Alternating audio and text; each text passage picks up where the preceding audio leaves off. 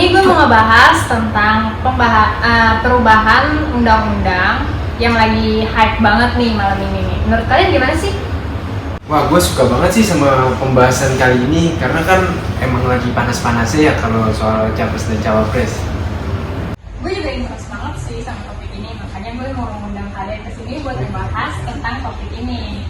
Menurut gue sih ini bisa jadi kesempatan buat generasi muda ya, karena kan masuk di dunia politik itu bagus kalau buat anak muda, pemikirannya masih luas lah ibaratnya.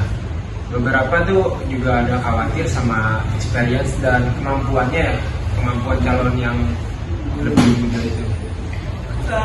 Di satu sisi gue setuju ya sama pendapat lu karena tentang penurunan batas usia dari capres sama cawapres ini, karena ini itu dapat membuka kesempatan atau peluang baru juga bagi kita anak-anak muda. Mereka itu kayaknya punya gagasan yang segar banget dah buat anak-anak muda kayak kita zaman sekarang. Tapi di satu sisi itu ada tentang kekhawatiran pengalaman dan kematangannya itu, apakah ini menjadi tolak ukur seseorang atau value seseorang sebagai seorang pemimpin gitu loh. Itu yang menjadi tanda tanya. Gimana menurut kalian teman-teman? Oh, jadinya pro kontra nih. Menurut Mbak Siti gimana sih? Oh, dari prosesnya. Iya. Jadi tuh gini, awalnya itu banyak banget yang ngajuin pengubahan undang-undang ini dari partai PSI, dari mahasiswa dan beberapa kepala daerah. Nah, jadi tuh PSI itu ngajuin banding Undang-Undang Nomor 7 tahun 2017. Nah, yang awalnya 40 tahun itu buat diturunin ke 35 tahun gitu. Tapi prosesnya tuh kayak cepet banget. Satu bulan itu cepet banget gitu. Kalau dulu kan mesti ada jangka waktunya gitu. Ini tuh kayak buru-buru banget. Ini jangka waktunya seminggu pun nggak nyampe. Pemilihan cawapres aja kali ya. Iya. Jadi mendekati banget sama pendaftaran cawapres gitu loh. Pendaftaran cawapres dikit lagi, kurang lebih setahu gue ya ini. 3 hari. Setahu gue 3 hari lagi, nah itu undang-undang itu berubah. Jadi diajuinnya emang jauh-jauh hari tuh, bulan Maret atau apa tuh. Tapi kenapa langsung putusannya itu mendekati hari yang pendaftaran cawapres gitu? Makanya jadi Yesus pemerintahnya sih. Ya, sama itu loh. Jadi kalau kayak gini ya lebih enak bahasanya, lebih enak ke Gibrannya.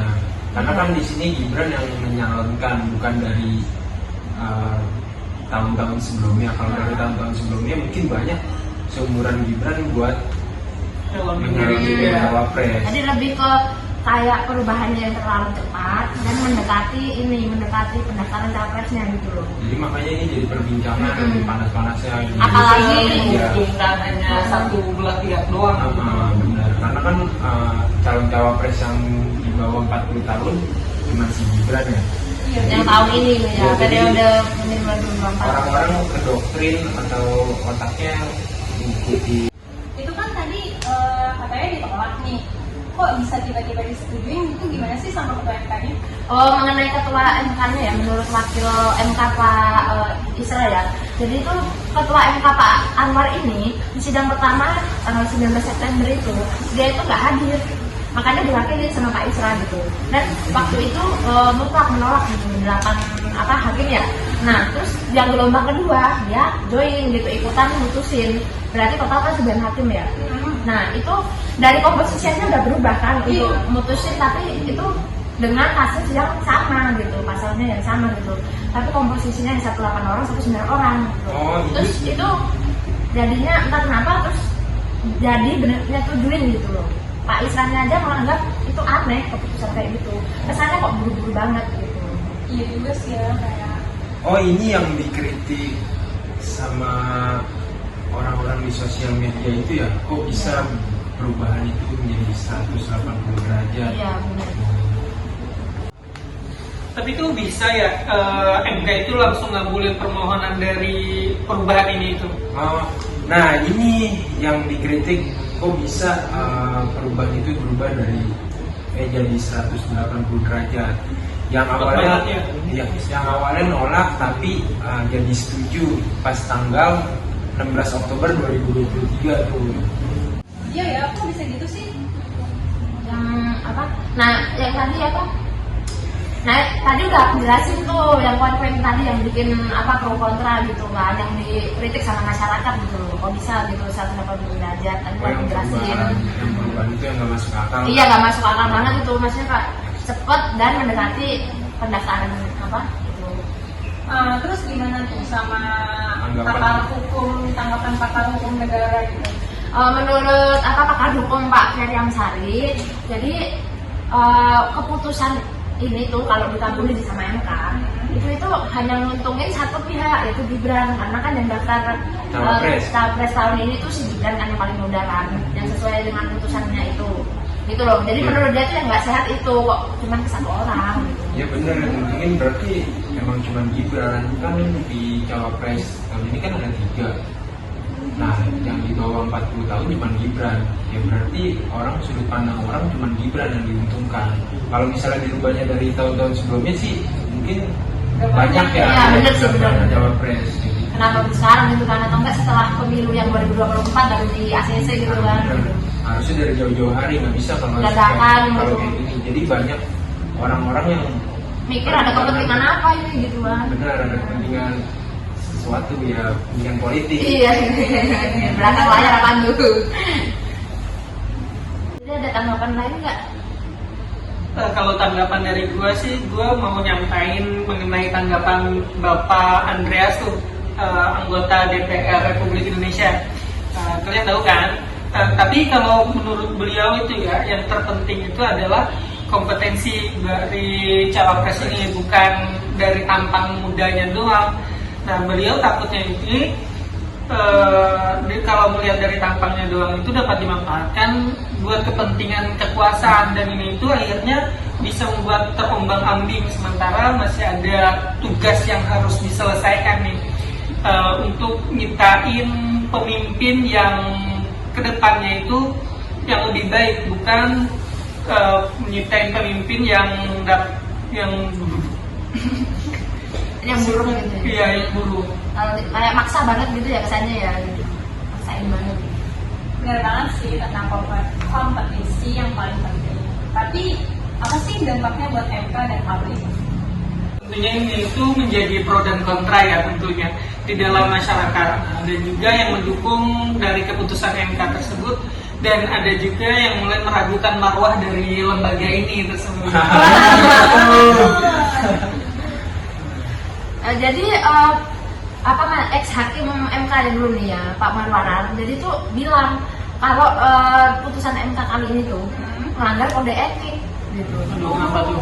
Jadi tuh dia tuh menurut pengalaman dia, jadi tuh di situ kan Putusannya bertentangan nggak sih Kak? Iya, bertentangan sama konstitusi karena dibilang berpengalaman 40 tahun atau berpengalaman gitu. Jadi kayak nggak tegas gitu. Kalau 40 ya 40, kalau emang 35 35. Tapi dia itu kayak sebagian gitu putusannya Jadi enggak. milih dua-duanya. Jadi gitu ya? yang permohonan dari penggugat itu yang disetujui itu cuma sebagian gitu loh, kayak ya itu tadi minimal 40 atau punya pengalaman jadi kepala daerah gitu. Jadi kan kayak ambigu terus kayak pilih diskriminatif ya, diskriminatif itu menentang pasal Undang-Undang 45 pasal 27 sama 28 gitu. Yang intinya buat kesetaraan di mata hukum rakyat Indonesia itu sama gitu. Jadi peraturan minimal 40 tuh kayak nggak ada gitu ya kalau dia punya pengalaman. Iya, jadinya kayak nggak masalah nggak 40 kalau punya pengalaman gitu loh. Padahal di Undang-Undang pertama 40 minimal 40. Iya. Jadi dia putusan itu nggak tegas, kalau emang 35 ya udah di bawah 40, tapi itu dia berusia 40 atau punya pengalaman. Nah, itu. Waduh, ngeri banget ya. Jadi itu yang kata dia melanggar kode etik juga gitu. Aduh, bungkus aja deh buat ini kue hajatan gitu ya. Bisa kali ya? Iya, jadi kira itu ada bungkus kepentingan gitu. Iya, Aduh, benar. bungkus ngeri juga. Iya, bungkus. Ya kita juga nggak heran sih. Namanya. Jadi menurut lo gimana nih Gian, tentang yang abis kita bahas tadi ini? Kalau menurut gue sih kalau buat merubah undang-undang, yang undang-undang kan bukan hal yang sepele ya. Jadi harus dari tahun-tahun sebelumnya sih. Nggak bisa kita rubah kalau mau ada suatu acara kayak pemilihan. Jadi perlu step by step ya. Iya, nggak dadakan gitu Jadi ya. nggak memicu yang pikiran mau negatif. nyalonin umur segini langsung dirubah sebelum Iya. pemilihan cawapresnya. Kalau menurutku sih enggak banget ya kalau kayak gitu, Iya. karena kan ini kan buat negara ya besar, buat calon pemimpin, jadi nggak bisa Nggak bisa instan gitu loh. Iya, nggak bisa disepelein, harus diomongin benar-benar Iya sih, banget. setuju banget. Bener banget. Kalau menurut gua gitu sih. Oke, next nih buat topik selanjutnya gue mau nanya ke kalian tentang penghapusan debat cawapres oleh KPU. Menurut kalian gimana nih? Ayo mulai dari siapa dulu? Ke Siti dulu kali ya. Mantep ya pembahasannya Mbak. Berat banget sih. Berat. Iya deh. Takut ada Jadi emang apa ya? Namanya media sosial kan sering bermunculan isu-isu gitu kan. Nah kebetulan saat ini tuh di Facebook lagi ada isu penghapusan debat cawapres. Jadi itu kayak ditiadakan begitu debatnya gitu. Oh iya ya kak. Sejauh ini sih udah diselidikin sama Kominfo sama Kompas.com dan dinyatakan berita itu hoax ya guys ya. Jadi berita itu nggak benar. Apa maksudnya penghapusannya itu nggak benar. Jadi yang benar itu perubahan format, polanya aja yang berubah, bukan dihapus gitu. Itu yang Tetap ada ya berarti. Ada tetap ada. Lagian kalau dihapus nggak seru juga ya. Jadi kita kan nggak tahu visi-misi. Iya, karena kan penting juga kita Capres pemilih. Iya. benar juga sih. Terus gimana nih kita formatnya bakal diganti sama pawai keliling? Apa sih Bukan, maksudnya bukan, ya. pawai keliling itu kayak gimana sih? Bukan itu. Bukan. Jadi tuh gini polanya itu kalau tahun 2019 itu kan 2 kali capres, 1 kali khusus cawapres, 2 kali barengan capres cawapresnya. Nah kalau di undang-undangnya sendiri itu 3 kali capres, 2 kali cawapres gitu. Nah cuman dimodif lagi sama KPU, tetap 5 kali, tapi itu barengan semua. Jadi benar-benar dua-duanya tuh datang mulu tuh 5 kali debat itu. Paham gue. Terus semuanya ini dibicarakan antara capres dan cawapresnya itu ya. Bukan, maksud gue itu dua-duanya selalu dapat porsi debat atau gimana sih? Enggak dong, walaupun barengan itu dalam debat cawapres itu porsi bicaranya itu dikasih ke cawapres karena jatah dia gitu. Oh jadi punya jatah masing-masing. Jadi ada agendanya guys ya, 5 kali Jadi debat pertama itu ada ya. agendanya. Agendanya itu fokusnya mau ke capres apa cawapres di hari itu. Oh. Nah agendanya itu disesuaikan sama undang-undang yang 3 kali capres, 2 kali cawapres. Berarti Agenda proporsi ngomongnya ngomongnya. selalu barengan. Enggak dong. Rumpi ya, kayak gitu ya. Cuma rumpi gitu. Jadi gini nih, logikanya nih, maksudnya 5. Tapi enggak semuanya ngomong di 5 kali ini enggak. Tapi dibikin agenda gitu. Agendanya yang 3 kali khusus ke capres, jadi yang banyak ngomong itu capres. Nah yang 2 kali agenda itu fokus cawapres gitu. Jadi tetap ada porsinya sendiri-sendiri, cuman badannya aja nih barengan nih, datang tuh didampingin gitu. Terus kalau kayak gitu ngapain dirubah Kak? Sebelumnya kan udah bagus. Nah, dari ketua KPU nih Pak Hasyim Asyari tuh bilang biar kelihatan tuh kerjasama antara capres sama cawapresnya itu gitu loh, biar kelihatan klop gitu loh. Biar kelihatan lebih kompak aja. Iya, gitu kan cawapresnya ada gitu Pak. Mateng ya. Iya. kalau gitu ya. Bukannya- Karena kan sebelum-sebelumnya cawapresnya cuma dia. Khusus, maksudnya cawapresnya tuh khusus nggak ada yang dampingin kalau sekarang Jadi dampingin nggak ada semua. chemistry. Iya, jadi rakyat tuh biar ngeliat oh ini nih kompak nih berarti visi misinya jelas nih gitu, lebih ke arah kekompakan gitu maksudnya Pak Hasyim itu. Oke, perubahan ini udah disetujuin sama ketua MK-nya atau udah disetujuin sama semua pihak belum sih? Sebelumnya memang ada isu nih. Isu, ya. Kalau cuman diputus sebelah pihak sama KPU. Sebelah pihak KPU doang gitu loh. Tapi akhirnya dibantah sih sama Pak Idam ya yang di KPU itu kalau udah semuanya itu udah disetujuin gitu sama semuanya. Sakit banget ya. Iya makanya itu jadi udah ditegaskan kalau itu udah disetujui berbagai pihak, jadi nggak ada pikiran kalau itu cuman kayak permintaan salah satu paslonnya gitu. Berarti udah aman ya. Aman, udah aman. Berarti udah clear ya. Iya. urusannya. Enggak. Jadi intinya ini udah clear ya, nggak ada isu-isu apa lagi. Kalaupun ada isu lagi, bakal itu kayaknya jadi hoax gak sih? Iya, bener banget ya. Udah Berarti selesai. nanti kalau udah selesai ini jangan lupa datang nih tanggal 14 Februari buat coblos sesuai hati nurani kalian. Ya, jangan golput loh ya. Jangan golput, sayang banget tuh. Oke, selesai pembahasan kami kali ini. Jangan lupa subscribe dan like konten kami. Jangan lupa aktifin lonceng juga guys. See you, Podcast dadah. Pinggir Jalan.